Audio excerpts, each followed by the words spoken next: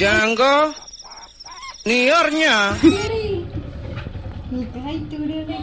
അവള് വന്നപ്പോ തന്നെ ഞാൻ ആകെ മാറി, ഹൈറ്റ് പറഞ്ഞു, അങ്ങനെയൊക്കെയാണ് പറയണത്.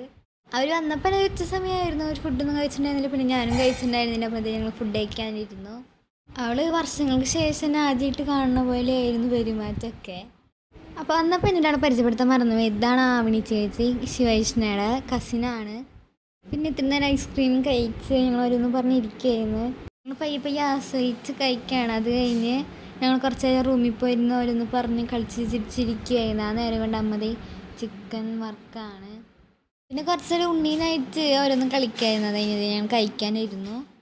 അത് ഞാൻ റീൽസ് എടുക്കാൻ വേണ്ടി കൊണ്ടാട്ടം ഡാൻസ് പ്രാക്ടീസ് ചെയ്യുകയാണ്. അത് ഡാൻസ് ഒക്കെ കഴിഞ്ഞത് അവളുടെ അച്ഛൻ കൊണ്ടുവരാൻ വന്നു. അവളുടെ അച്ഛന് ഇത്തിരി തിരക്കുണ്ട്. അപ്പോൾ അത് കാരണം അവർ നേരത്തെ പോവുകയാണ്. അപ്പോൾ കുറച്ച് ദിവസം കൂടി കഴിഞ്ഞ് സ്കൂൾ തുറക്കും. അത് ഞങ്ങൾ കാണുന്നതാണ്.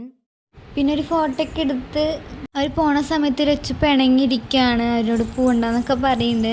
ചകത്ത് പിണങ്ങിയിരിക്കുകയായിരുന്നു. അങ്ങനെ അവരുടെ പോവാറായി. അങ്ങനെ ചേച്ചിമാര് പോയി. സങ്കടമുണ്ട്, പക്ഷെ എനിക്ക് കുഴപ്പമില്ല.